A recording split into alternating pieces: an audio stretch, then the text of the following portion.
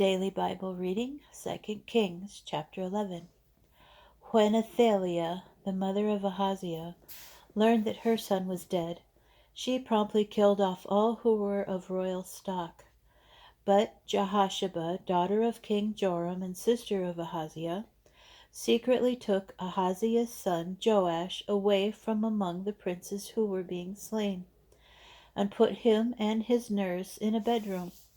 And they kept him hidden from Athaliah, so that he was not put to death.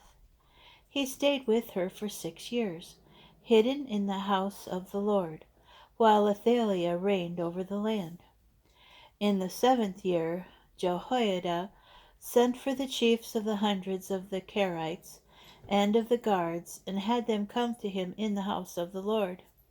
He made a pact with them, exacting an oath from them in the house of the Lord. And he showed them the king's son.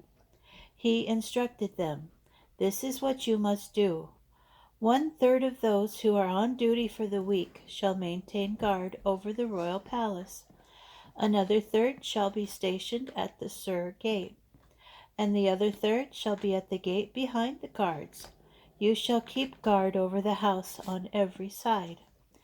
The 2 divisions of yours who are off duty this week shall keep guard over the house of the Lord for the protection of the king.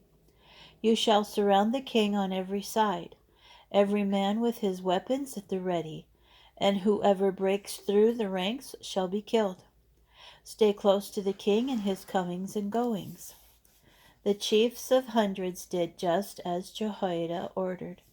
Each took his men, those who were on duty that week, and those who were off duty that week, and they presented themselves to Jehoiada the priest.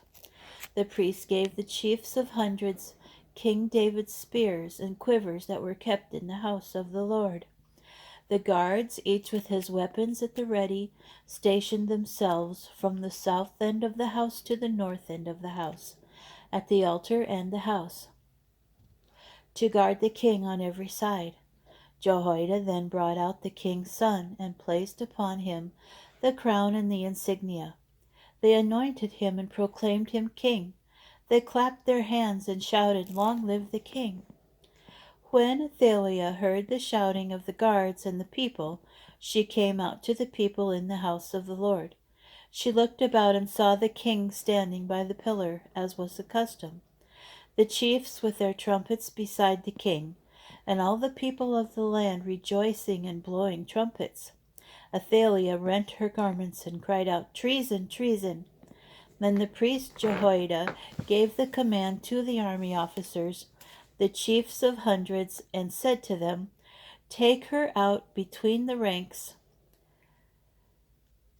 and if anyone follows her, put him to the sword." For the priest thought, "Let her not be put to death in the house of the Lord." They cleared a passageway for her, and she entered the royal palace through the horses' entrance. There she was put to death. And Jehoiada solemnized the covenant between the Lord on the one hand, and the king and the people on the other, as well as between the king and the people, that they should be the peoples of the Lord. Thereupon all the people of the land went to the temple of Baal. They tore it down and smashed its altars and images to bits, and they slew Mattan the priest of Baal in front of the altars. Jehoiada the priest then placed guards over the house of the Lord. He took the chiefs of hundreds, the Kerites, the guards, and all the people of the land, and they escorted the king from the house of the Lord into the royal palace by the gate of the guards.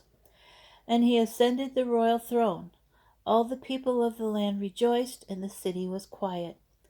As for Athaliah, she had been put to the sword in the royal palace.